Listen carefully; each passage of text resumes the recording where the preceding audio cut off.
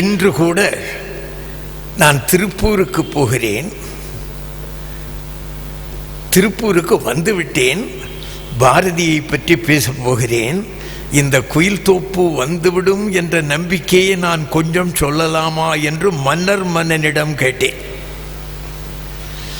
பாரதிதாசனுடைய அருமை திருமகன் மன்னனிடம். அவர் முன்னேற்றம் கண்டிருக்கிறது. நீங்கள் இத்தனை பாத யாத்திரை செய்து அதன் பிறகு இத்தனை முயற்சியை எங்களோடும் சேர்ந்து எடுத்திருப்பதற்கு பலன் கிடைக்கும் என்று நம்புகிறேன் என்று சொன்னார். நான் உங்களையும் கேட்டுக்கொள்கிறேன், மனதார அது நடைபெற வேண்டும் என்று நினைத்துக் கொள்ளுங்கள். பாரதி பாடிய அந்த மாந்தோப்பு பாரதி குயில் தோப்பு என்று ஆக வேண்டும் என்பதற்காக உழைத்து கொண்டிருக்கின்ற ஒரு எளிய தொண்டன். அதனாலே திருப்பூருக்கு அவர் வந்தாரா வரவில்லையா அதுதானே தொடங்கினேன்.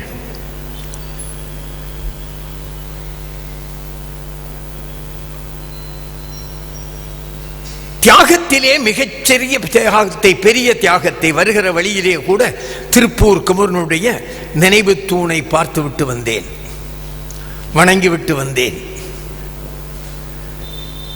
அவ்வளவு பெரிய தியாகி. எத்தனையோ பேரை பற்றி பாடினார் பாரதி. திருப்பூர் குமரனை பாட வேண்டாமா? பாடல.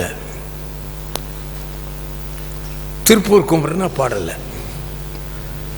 ஆனா பாடி இருக்கார். இதென்ன தெளிவாத்தானே வந்தே இப்ப குழம்பி போயிட்டா உனக்குன்னு என்ன கேட்காதுங்க. அவர் பாடல, ஆனா பாடி இருக்கார்.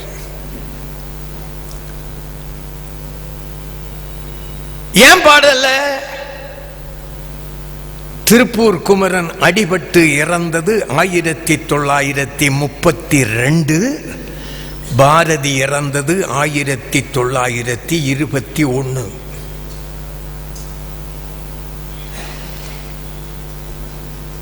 குமரன் கொடியேந்தி நடந்து செல்லுகின்ற நேரத்தில் அடிபட்டு வீழ்ந்து உயிர் நீத்தானே, அந்த போது பாரதி வாழ்ந்து கொண்டிருக்கவில்லை. ஆனாலும் பாடியிருக்கிறான். அதப்படி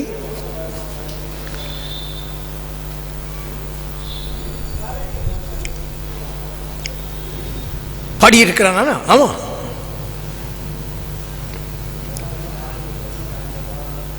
எப்படி பாடியிருக்கிறான் உங்களுக்கு தெரியும் இல்லையா?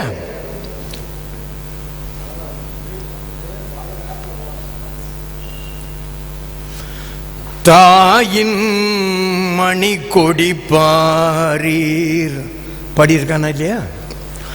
தாயின் மணிக்கொடி பாரீர், அதை தாழ்ந்து பணிந்து தொழுந்திட வாரீர்.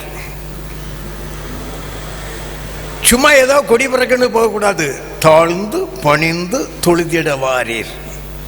அந்த கம்பம் இருக்கு இல்லையா, இந்த கொடி பறக்கிற கம்பம், நாமக்கல் கவி பார்க்கிற பாடுவார். கொடி பறக்குது கொடி பறக்குது கொடி பறக்குது பாரடா, கோணலற்ற கோலிலே எங்கள் கொடி பறக்குது பாரடான்னு பாப்பார். அப்போ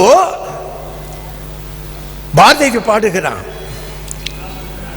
தேசக்கொடியை பற்றி பாடுகிறான்.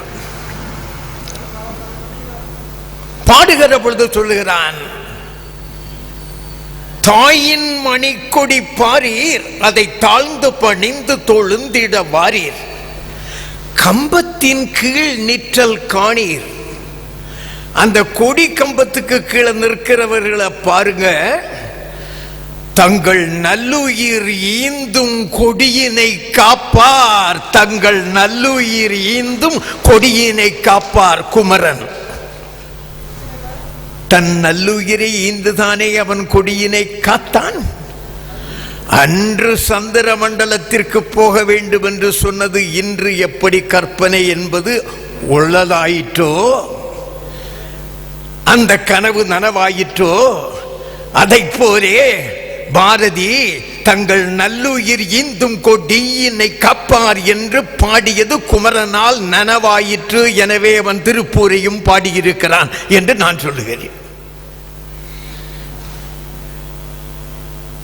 அடிபட்டு விழுந்து மார்பிலே கொடியை பிடித்து அந்த கொடி மண்ணிலே படவாத வண்ணம் உயிர் நீத்த திருப்பூர் குமரனை அவன் நினைத்து பாடுகிறானோ என்று எண்ணி பொருத்தி பார்க்க நமது மனம் தூண்டுகிறது அல்லவா? எனவே தான் பாடவில்லை, ஆனால் பாடியிருக்கிறான் என்று நான் சொன்னேன். ஏனென்றால் பாரதி